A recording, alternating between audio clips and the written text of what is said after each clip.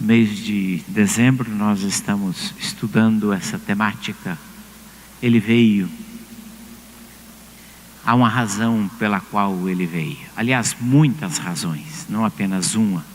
Nós estamos abordando algumas razões no domingo à noite, pela qual o Senhor Jesus se manifestou entre carne, habitou entre nós.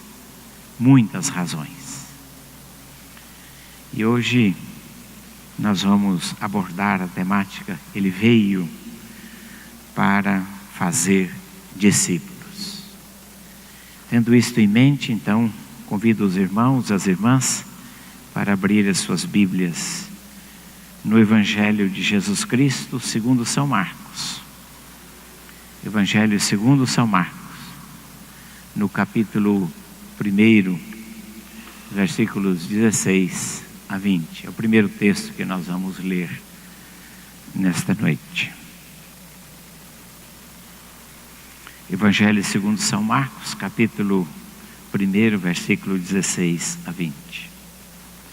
Caminhando junto ao mar da Galileia, viu os irmãos Simão e André, que lançavam a rede ao mar, porque eram pescadores.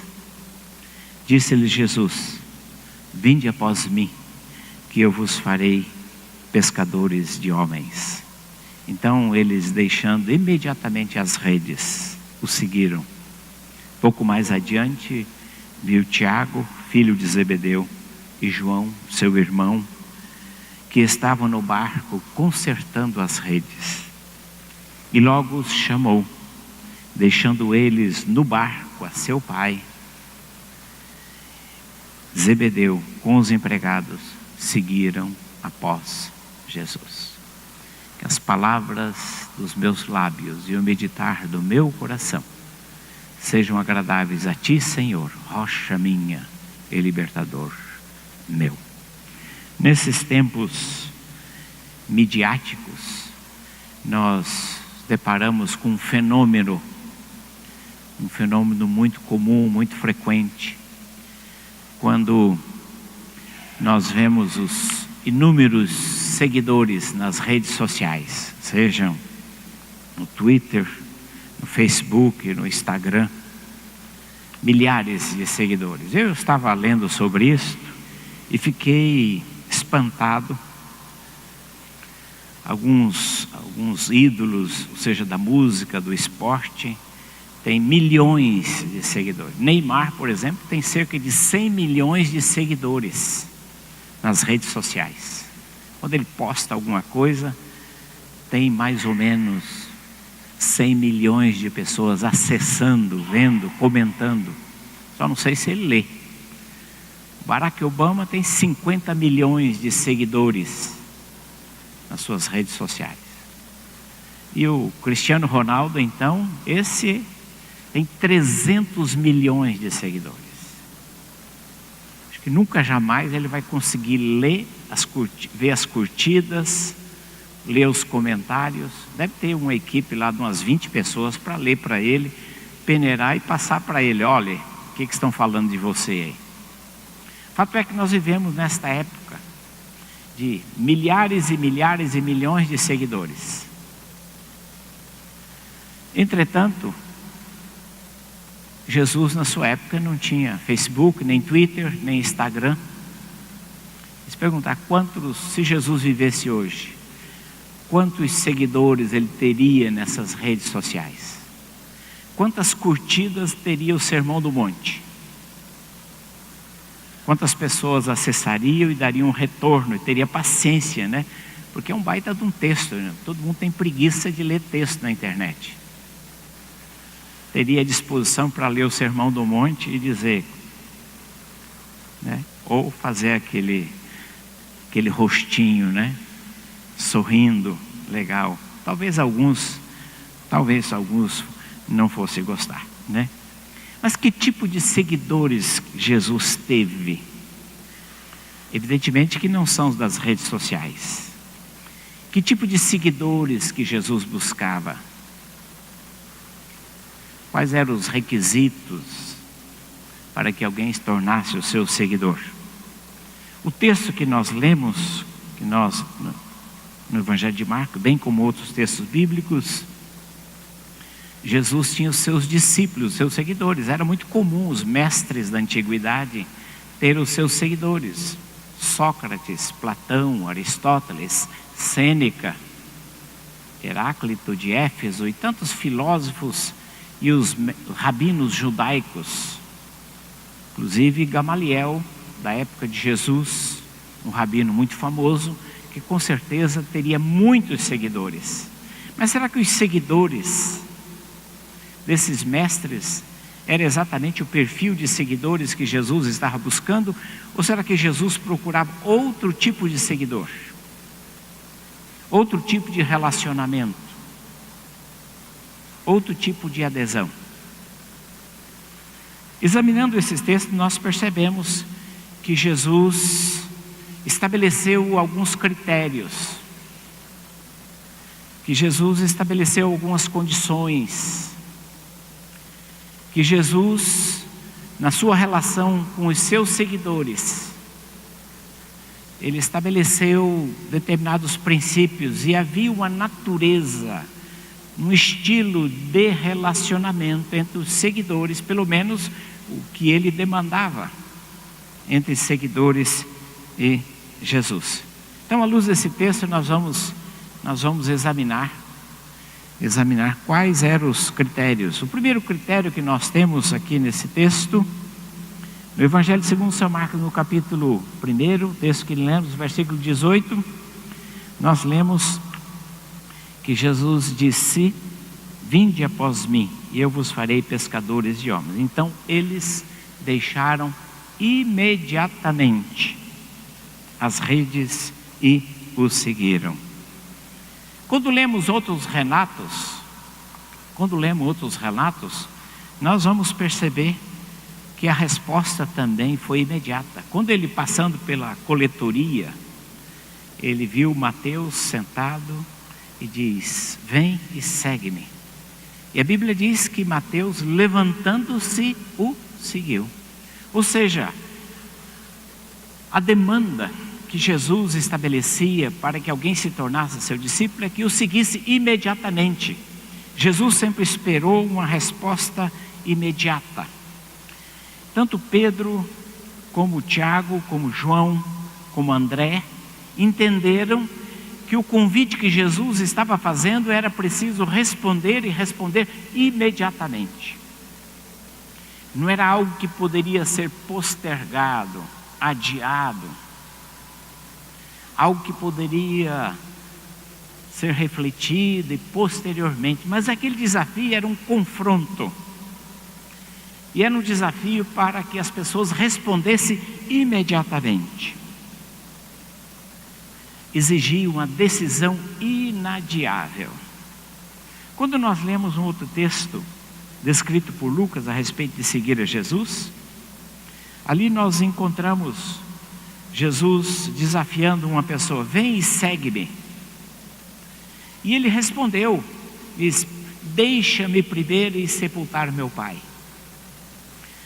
Na cultura do Oriente Médio, sepultar o pai significa, não é que o pai estava lá na funerária esperando que ele fosse lá para levar para o cemitério. Não. Sepultar o pai significava assim, esperar que ele morra, cuidar dele, até que ele venha a falecer. E depois, então, aí eu posso analisar o seu pedido. Eu posso, então, responder a esse desafio, esse convite. Sepultar o pai era uma tradição. Todos os filhos, antes de tomar algumas decisões, precisavam primeiramente que o pai, então, falecesse, para que depois eles pudessem, então, seguir o curso da sua vida, tomar as decisões que eles necessitassem. Isso era cultura. E de certa maneira o que o Senhor Jesus está confrontando ali é uma cultura. A cultura de cuidar até do pai até a morte. Mas por detrás dessa alegação havia uma submissão a uma tradição, a um princípio cultural. Era como se Jesus estivesse dizendo: vem e segue-me. E ele está dizendo: eu não posso te seguir porque tem uma tradição que me impede de seguir. Eu tenho que primeiro cuidar de algumas atividades, de algumas tarefas, para que depois, então, em segundo lugar, em segundo plano, no segundo momento, eu possa segui-lo. Esse texto narrado por Lucas está como que denunciando esta velha prática, esta velha atitude do ser humano de escudar-se numa cultura, numa tradição. O mesmo estar aqui, digamos, colocando em confronto duas autoridades. Meu pai exige que eu cuide dele, portanto eu não posso me submeter a nenhuma outra autoridade. Pois como posso eu seguir e como eu posso me submeter a um jovem mestre desconhecido em detrimento da autoridade e da submissão ao meu pai?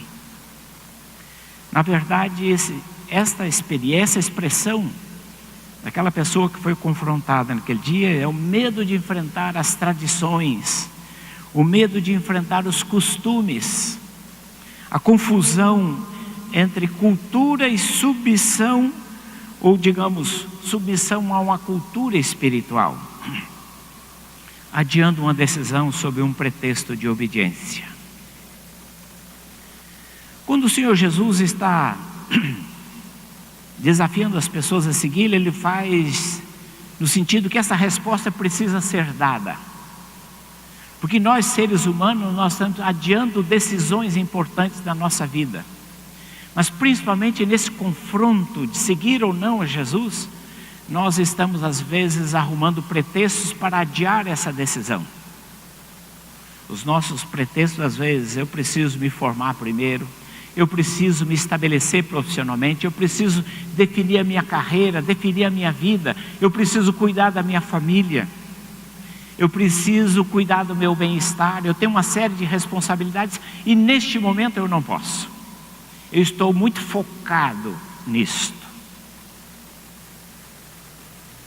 Mas o convite de Jesus é um convite para ser respondido. O desafio de Jesus é um convite para ser respondido agora, já. Nós vamos postergando, e a história de tantas pessoas que vão adiando em função de outras demandas, em função de outras necessidades, em função de outros desafios, vai adiando esta decisão, vai adiando esse propósito, depois.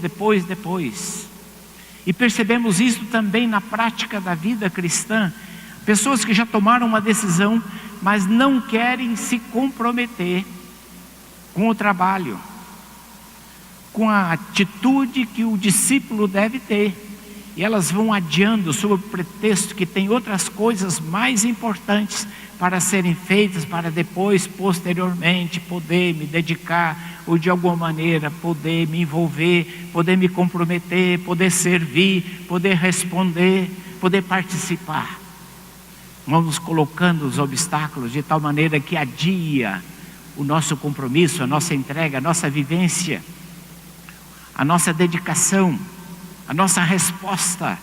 E Jesus desafiou, e eles se levantaram e o seguiram imediatamente.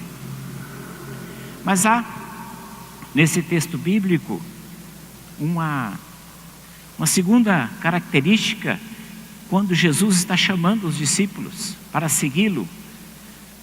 Um segundo aspecto deste chamado do Senhor Jesus. O primeiro é imediatamente. É preciso responder logo, já, hoje. Mas é preciso também responder de maneira incondicional. Responder incondicionalmente. Vejam o texto bíblico. E eles então deixaram as redes e o seguiram. Eles deixaram as redes. Houve uma ruptura. Aqui Jesus está convidando para uma ruptura radical. Eles deixando as redes. E o texto adiante continua, é que Tiago e João deixaram o barco, deixaram seu pai e os empregados. Ou seja, não estabelecer uma condição para poderem seguir a Jesus. O texto de Mateus 9, versículo 9, quando Jesus chama Mateus, diz que Mateus se levantou e seguiu. Eles não ficaram negociando com Jesus: Senhor, nós vamos aqui encerrar essa temporada de pesca, e a gente vai pagar umas contas, e a gente vai cumprir uns compromissos, a gente vai atender algumas encomendas, e depois a gente conversa sobre o assunto. Nem Mateus tentou negociar com Jesus: mas Senhor Jesus, é meu emprego, afinal de contas aqui é uma aposentadoria gorda e garantida, o plano de saúde é excelente, a estabilidade, nunca vou ser removido desta função. Mas é interessante que diante do convite que Jesus está desafiando, eles se levantam e o seguem. Eles não ficam estabelecendo condições, não ficam estabelecendo critérios, não ficam estabelecendo algumas razões para que Jesus pudesse então adiar ou postergar para posteriormente seguir a Jesus. Quando Jesus passou por Jericó e encontrou com Zaqueu, ele olhou para aquela árvore e disse: Zaqueu, desce depressa, desce depressa. E ele desceu com toda a pressa, desce depressa. E Zaqueu desceu depressa. E Jesus disse: eu convenho ir na tua casa.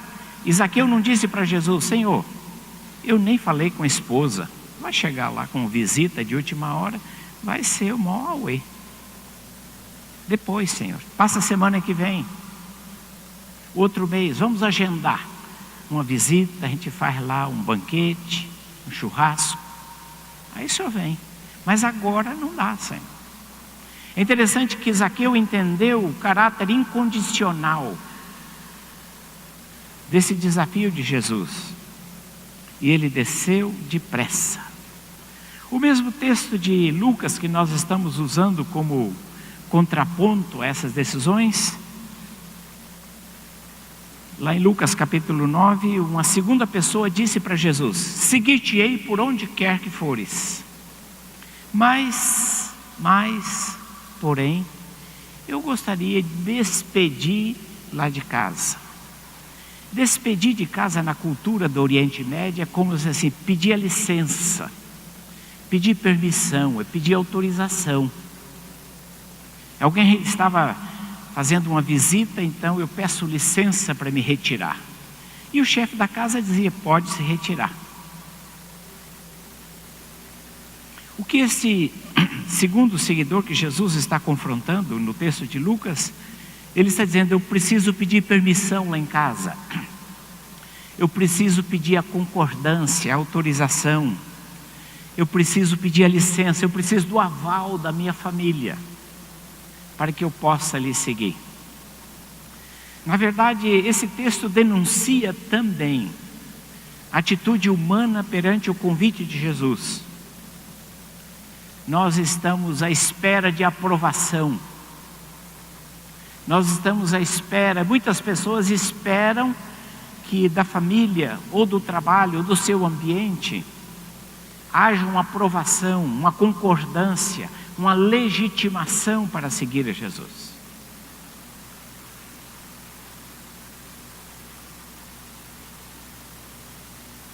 Esse texto é como se aquele jovem estivesse confrontando: não, tem que pedir autorização para o meu pai, para que ele autorize a seguir você. E é um confronto entre duas autoridades.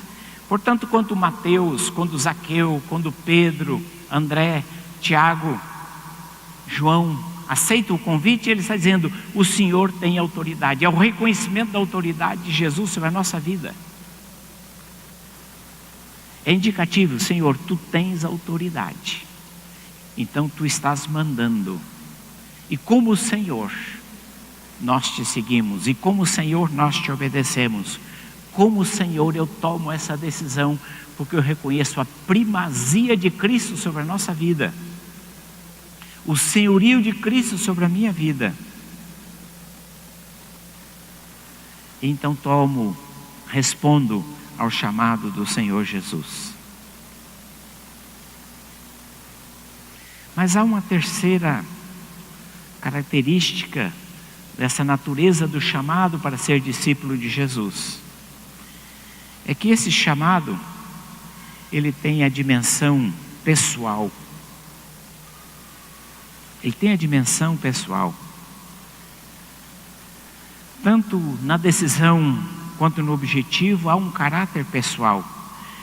No Evangelho segundo São Marcos, quando Marcos narra que Jesus chamou os 12, diz, ele chamou o que ele mesmo quis e vieram para junto dele. Vieram para junto dele. E ele os designou para estarem com ele. Ou seja, Jesus chamou para estarem com ele, para que vivessem com ele, e então os enviou a pregar. E aqui está essa dimensão da pessoalidade, do caráter pessoal. Quando Jesus está chamando, quando Jesus está desafiando, Ele está chamando não para que as pessoas apreciem os seus milagres, não para que as pessoas apreciem ou admirem os seus ensinos, não para que as pessoas acreditem nas histórias ou nas tradições a respeito da sua pessoa, mas Ele está chamando para um relacionamento pessoal, para estabelecer uma vivência de caráter pessoal, porque esta é a natureza do nosso relacionamento com Deus. Nós não nos relacionamos com o ensino de Jesus, com a história de Jesus, com a doutrina sobre Jesus, com uma tradição sobre Jesus, mas a nossa relação é um convite para relacionar-se pessoalmente com Ele. É uma relação pessoal. Ao contrário dos outros mestres da sua época, a relação discípulo-mestre era uma relação com o ensino. Eu sigo Aristóteles, sigo o ensino do Aristóteles. Ou seja, eu ando na linha do Aristóteles, na linha do Platão, do Sêneca e assim por diante. Mas também hoje, muitas pessoas são seguidoras de uma linha, de uma tendência. Se alguém, um arquiteto, siga a linha do Niemeyer. Ah, você vai na escola do Niemeyer.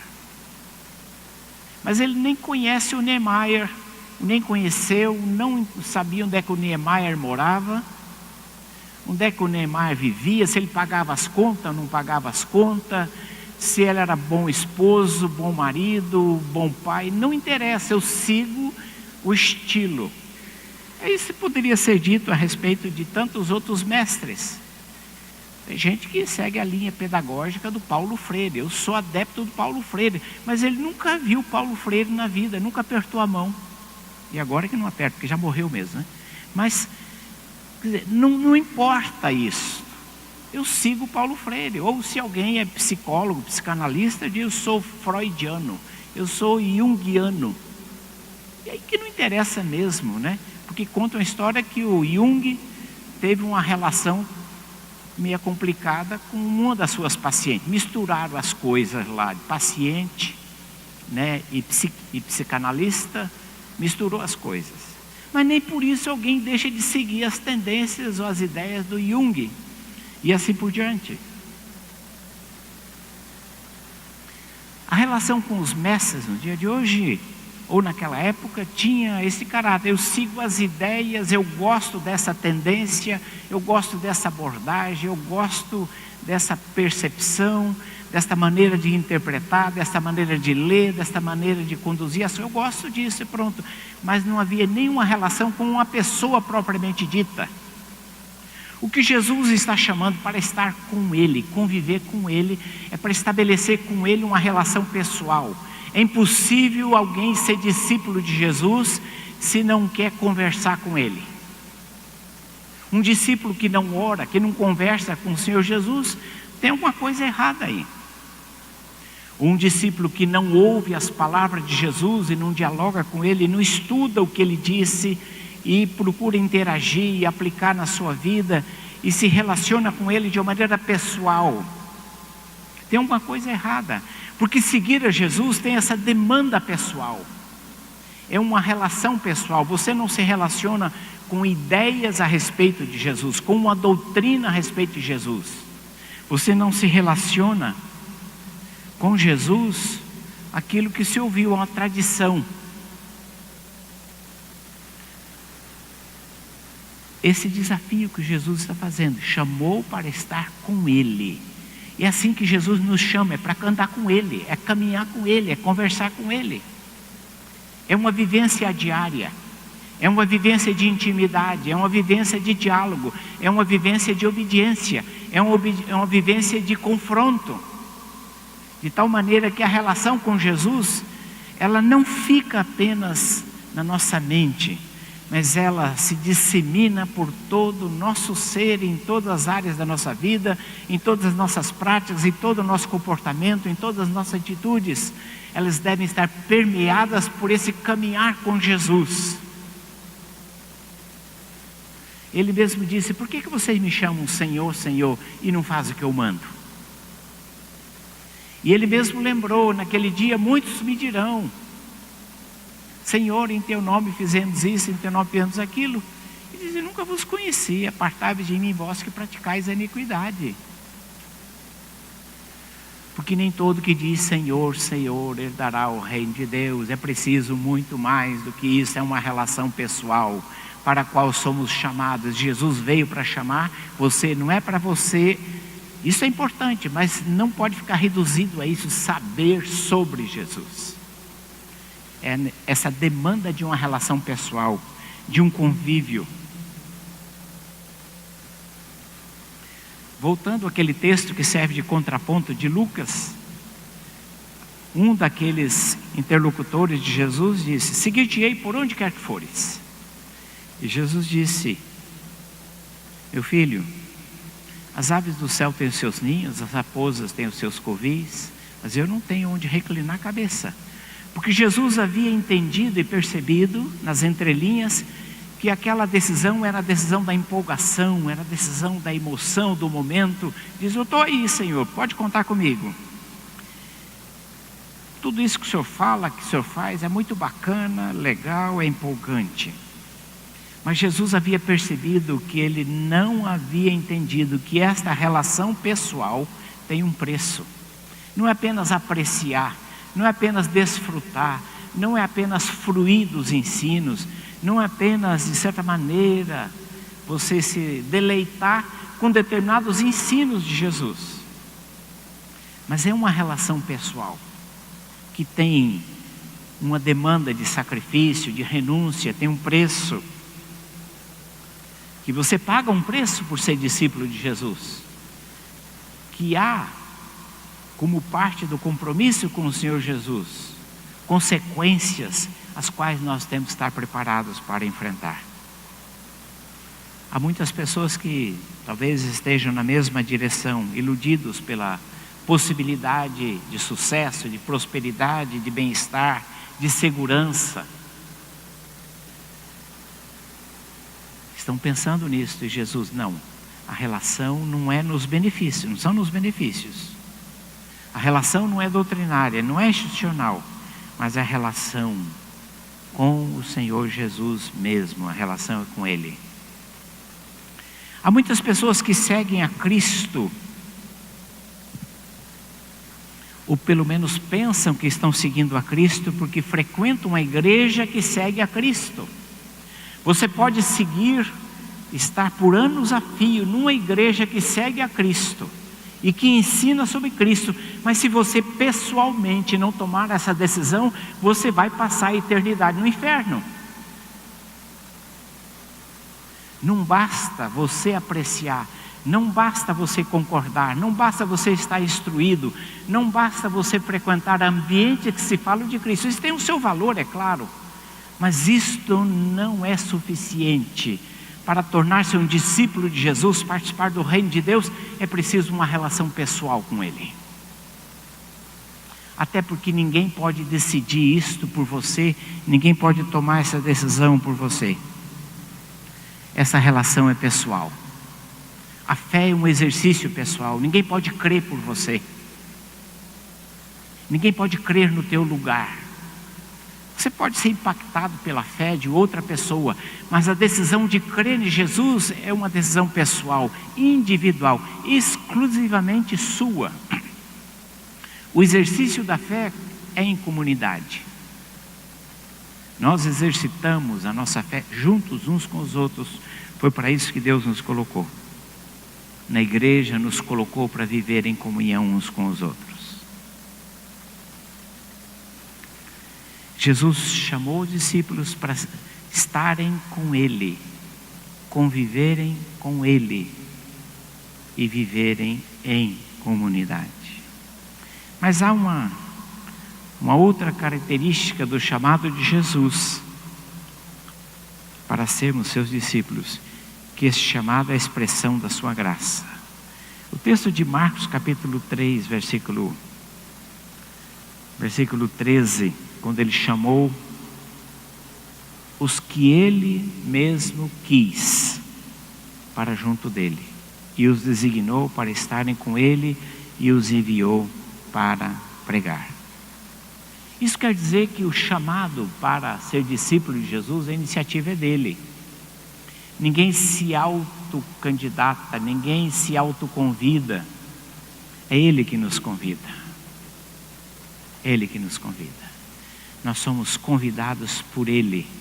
Nós nos tornamos discípulos de Jesus porque Ele decidiu nos convidar. Nós nos tornamos discípulos de Jesus porque Ele nos chamou. Nós nos tornamos discípulos de Jesus porque Ele teve no seu amor, na sua bondade, na sua graça, na sua misericórdia, a decisão de nos chamar. Portanto, a natureza desse relacionamento é uma natureza graciosa. Ele nos dá o privilégio, nos dá a bênção. Se depender de nós, nós nunca o escolheríamos. Se dependesse de nós, nós nunca o aceitaríamos. Mas Ele bondosamente nos chama, nos escolhe os que Ele quer. A sua bondade, a sua liberdade. E graças a Deus, porque Ele tem expresso isso a todos nós. E Ele envia o seu Espírito, e o seu Espírito fala ao nosso coração. O seu Espírito nos convence. O seu Espírito trabalha na nossa vida, procurando testificar no nosso coração o ensino, procurando atestar a veracidade, procurando convencer-nos que aquele nosso estilo de vida, se continuarmos naquele estilo de vida, o final é destruição, é ruína inevitável. Isto é Ele que faz, a iniciativa é dEle. Ele que nos chama para sermos seus discípulos. E se você já tem ouvido, e se você já tem, o seu coração tem sido incomodado, a sua consciência tem sido tocada, pode ter certeza que isso é obra do Espírito Santo de Deus, procurando confrontar-nos, procurando convencer-nos, procurando levar-nos a esta decisão de levantar, deixar tudo e segui-lo. Isto é uma obra graciosa. O apóstolo Paulo refere-se a isto em Gálatas, diz: mas agora que conheceis a Deus, ou antes sendo conhecidos por Deus. A gente pensa que conhece, mas Deus nos conheceu antes. A gente pensa que a gente escolhe, mas Deus nos escolheu antes. E Paulo, escrevendo a Timóteo, ele diz: Ele nos chamou e nos salvou com santa vocação, não por obras de justiça, mas por graça. Esse é o privilégio que nos é concedido de sermos discípulos de Jesus. É um alto privilégio ser discípulo de Jesus. As outras esferas da vida você escolhe qual é o mestre que você quer seguir na sua linha de trabalho, na sua área de trabalho. Você pode escolher, você pode fazer uma síntese, você pode fazer um amontoado de convicções, de tendências para acomodar as suas expectativas, seus desejos na vida. Mas com relação a Jesus, Ele nos escolhe, Ele nos chama, Ele nos convida. E Ele faz isso de diversas maneiras. Pela palavra, usa pessoas, usa circunstâncias, usa a nossa consciência, usa a natureza para lembrar: você está sendo chamado para pertencer à família de Deus, para tornar-se um discípulo de Jesus. E Ele faz isso insistentemente. Ele faz isto constantemente, chamando a você e a todos nós para tornar-se discípulo, mas também para se envolver, para se dedicar, para se entregar, para responder. E Ele continua insistindo conosco para que nós sejamos discípulos de fato e de verdade, que seguem a Jesus não apenas mentalmente, que não apenas apreciam os ensinos. Jesus teve muitas pessoas no seu tempo que viviam nessa condição. Em um determinado momento ele tinha um público muito grande. Quando ele multiplicou os pães, no dia seguinte ele tinha uma multidão que foi recepcioná-lo do outro lado do lago. Ele chegou, viu aquela multidão, ele percebeu: estão aqui por causa do pão.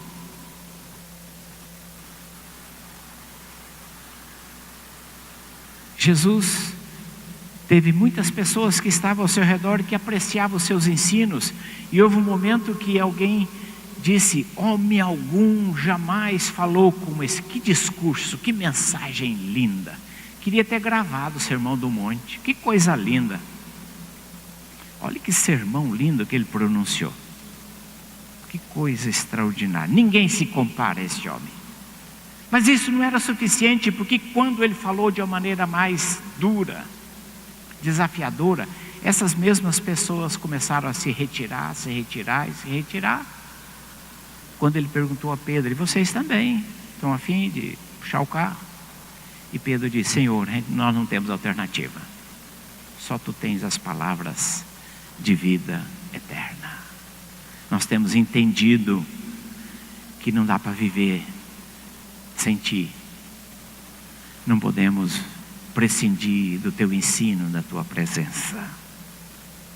Este é o privilégio que Jesus nos dá graciosamente, para estabelecer com Ele uma relação pessoal, uma relação diária, um relacionamento pessoal com o Senhor Jesus. Não apenas apreciar esporadicamente. Esporadicamente você tem algumas atividades religiosas. Não se engane. Não se engane. Se você é apenas um admirador de Jesus, um apreciador de Jesus, se você apenas gosta dos ensinos de Jesus, eu vou repetir: vai passar a eternidade longe de Deus, gostando de Jesus. Não sei se é possível lá na eternidade continuar gostando dele longe dele. É preciso responder esse desafio pessoal que Ele nos dá, esse privilégio que nos é concedido. Eu gostaria de concluir essa meditação deixando com você esta pergunta: nesse processo de chamado para ser discípulo, que permanece o mesmo, os critérios que Jesus estabeleceu para os seus discípulos permanecem através dos séculos para nós hoje. Onde é que você está nesse processo? Você é um apreciador? Você é um admirador? Você é um fã de Jesus? Você é um seguidor modelo das redes sociais que só curte, mas nunca apertou a mão daquela pessoa que você está seguindo no Facebook, no Instagram, no Twitter? Onde que você está nesse processo, nesta caminhada? Você já entendeu que para ser um discípulo de Jesus é preciso responder de maneira incondicional, pessoal, e não ficar adiando ocasião melhor e oportuna? Você já entendeu isso? Se você não entendeu, O desafio para que nesta noite você não saia daqui sem entender.